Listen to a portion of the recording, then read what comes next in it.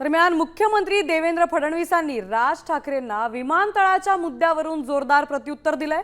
मुंबई विमानतळ हलवण्याचा राज ठाकरेंनी आरोप केला होता, त्यावर बोलतानाच तुम्ही दुसरे बंगले का बांधले असा सवाल फडणवीसांनी केलाय। तसंच मुंबईत तिसरं विमानतळ बांधणारच असा निर्धारही त्यांनी व्यक्त केलाय।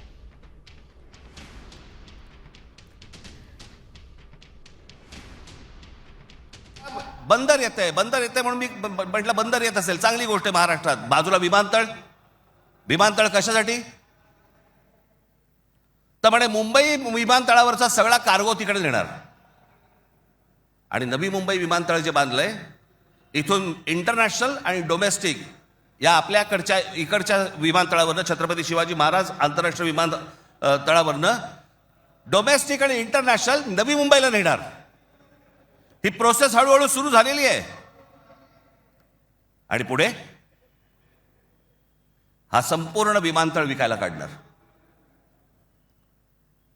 या शिवाजी पार्क मैदान एवढी जवळपास 50 ते 60 शिवाजी पार्क मैदान बसतील एवढा प्लॉट आहे तो। माझा त्यांना सवाल आहे, तुम्ही मातोश्री वनवरनं मातोश्री तुकडे गेलात का गेला? जागा कमी पडत होती म्हणून? किंवा आमचे राजसाहेब कृष्णकुंजमधनं शिवतीर्थावर गेले का गेले? जागा कमी पडत होती म्हणून।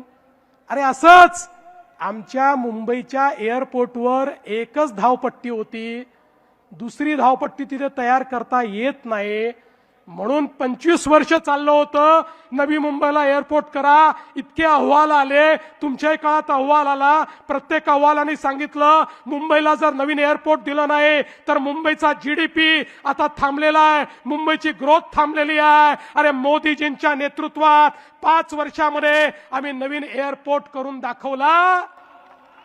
तुझको मिर्ची लगी तो मैं क्या करूं? आणि आता सांगतो तिसरा एअरपोर्ट पण करणार आहे। अरे जर लंडनला 3 एअरपोर्ट असू शकतात तर माझ्या मुंबईला 3 एअरपोर्ट का नाही? कदाचित मी इथे 3 एअरपोर्ट केल्यानंतर तुम्हाला इथे लंडन असल्यासारखं वाटेल,